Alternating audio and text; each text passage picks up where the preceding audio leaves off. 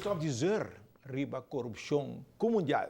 Ya com lo que por agora horta, abay masyad tempo kawan di nada mas pa horta. Assim a diretor da Organização Mundial, Joana Havelange, bisa riba Instagram. Joana, tá neto de ex-presidente de FIFA, João Havelange, e eu de ex-presidente da Federação de Futebol Brasileiro, Ricardo Teixeira.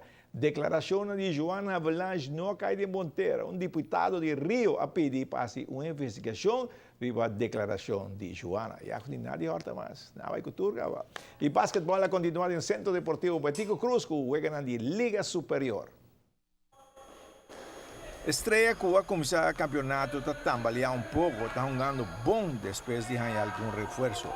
Tem a juega contra a seleção junior, vamos a primeiro quarto com ventaja de 17 e 13. Sigue mantendo a ventaja de 2 quartos, 34-27. E a Corbisa que juega, está uno basta para ele.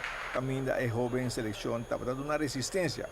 De 3 quartos, sí, a seleção junior, de maneira sac de outro.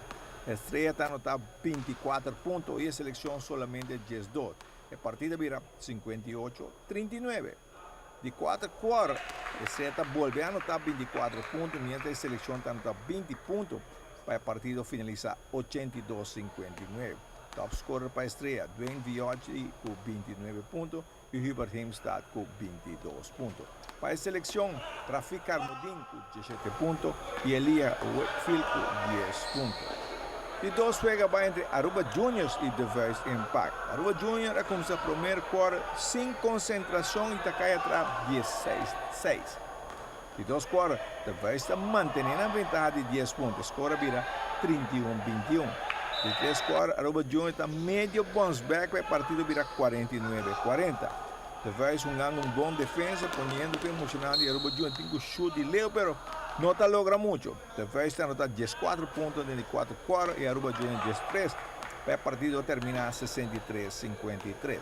Top scorer para The Voice, Alejandro Dunker com 23 pontos e Jomar Richardson com 11 pontos. Para Aruba Juniors, Kevon Bankfield e Ryan Rivers, ambos com 11 pontos.